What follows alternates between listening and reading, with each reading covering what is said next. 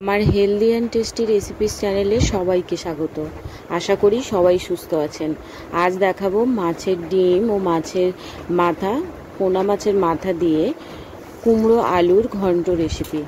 রেসিপির জন্য প্রথমে কড়াইয়ে দিয়েছি সরিষার তেল, তার মধ্যে অল্প লবণ আর হলুদ দিয়ে নিয়েছি। এখন দিয়ে দিচ্ছি মাছের ডিম আর পোনা মাছের মাথা দিয়ে খুব ভালো করে লবণ হলুদের সঙ্গে মিশিয়ে নিয়েছি। এখন ভেজে নিচ্ছি। হালকা আঁচে ভাজতে হবে, না হলে মাছের ডিমগুলো ফাটতে থাকবে এবং হাতে মুখে লেগে যেতে পারে, তাই খুব হালকা আঁচে ভেজে নিতে হবে। আমি মাছের মাথাগুলো ভালো করে ভেজে টুকরো করে নিয়েছি, নিয়ে একটা সাইডে রেখে সাইড করে নিয়ে আরও একটু সামান্য সরষের তেল দিলাম। এখন দিয়ে দিলাম কুচনো পেঁয়াজ আর কয়েকটা চেরা কাঁচা লঙ্কা। এখানে 5 ফোড়ন, তেজপাতাও দেওয়া যেতে পারে। রসুন বাটা, মশলার সঙ্গে আদা বাটাও দেওয়া যেতে পারে, আমি রসুন ব্যবহার করছি না। ভালো করে ভেজে নিয়েছি। এখন দিয়ে দিচ্ছি কুমড়ো আলু, আগে থেকে কেটে ধুয়ে পরিষ্কার করে রেখেছিলাম, সেগুলো দিয়ে খুব ভালো করে মিশিয়ে নিচ্ছি।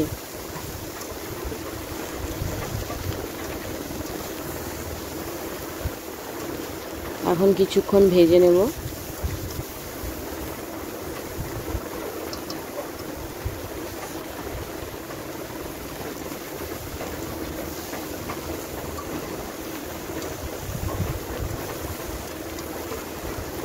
আমার এই হেলদি অ্যান্ড টেস্টি রেসিপিস চ্যানেলে বিভিন্ন ধরনের রেসিপি আছে, যেগুলো খুব কম সময়ে আমি রেডি করে থাকি এবং হেলদি রেসিপি।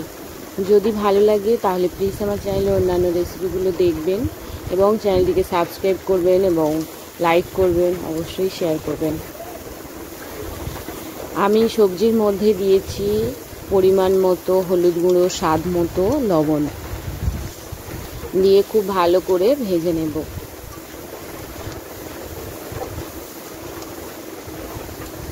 দশ থেকে 15 মিনিট সময় নিয়ে হালকা আঁচে আমি সবজিটা ভেজে নেব।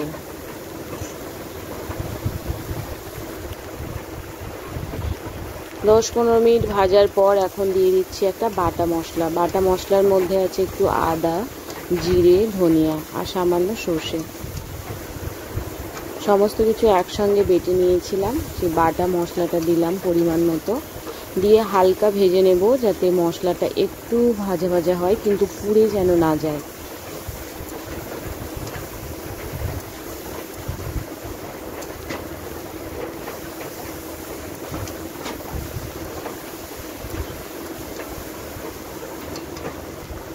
এভাবে কিছুক্ষণ ভাজার পর আমি প্রথমে দিয়েছিলাম কয়েকটা কাঁচা লঙ্কা, কিন্তু রেসিপিটা আমি একটু ঝাল ঝাল খাবো, তাই আর একটু দিলাম লঙ্কার গুঁড়ো। যারা ঝাল খেতে পছন্দ করেন, যেমন ঝাল খান সেই মতো ঝাল দেবেন।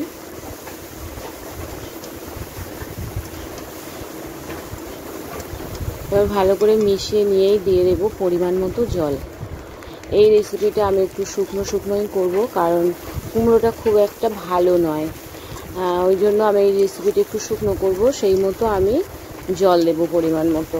আমি একটা ছোট বাটির 1 বাটি জল দেব। ওই জলেই আমার সমস্ত সবজিগুলো সিদ্ধ হয়ে যাবে এবং একদম শুকনো শুকনো রেসিপিটা রেডি হয়ে যাবে।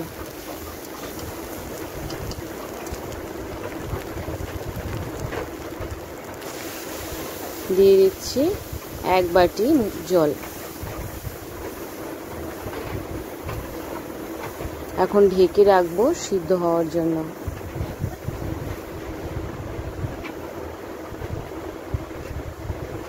ঢেকে প্রায় 20-25 মিনিট হালকা আঁচে রান্না করে নেব, কারণ খুব বেশি আগুনে রান্না করলে জলটা শুকিয়ে গিয়ে পুড়ে যাবে, তাই হালকা আঁচে 20-25 মিনিট আমি ঢেকে রান্না করে নিয়ে ফিরে আসছি। উনুনে রান্না হচ্ছে, উনুনের স্বাদ অনেক ভালো হয়।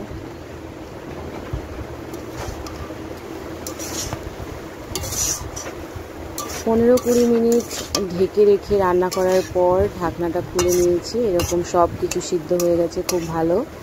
এবং রেসিপিটা শুকনো শুকনো হয়েছে। এখন একটু সামান্য সর্ষের তেল ছড়িয়ে নেড়ে চেড়ে নামিয়ে নেওয়া যেতে পারে। আমি আর তেল ব্যবহার করছি না। চাইলেই একটু সর্ষের তেল ছড়িয়ে নেড়ে চেড়ে নামিয়ে নিতে পারে। শেষ পর্যন্ত দেখার জন্য সবাইকে অসংখ্য ধন্যবাদ। সবাই ভালো থাকবেন, সুস্থ থাকবেন এবং যদি ভালো লাগে রান্নাটা তাহলে প্লিজ আমার চ্যানেলটিকে সাবস্ক্রাইব করবেন। খুব সহজে আমি বিভিন্ন রেসিপি দেখাই।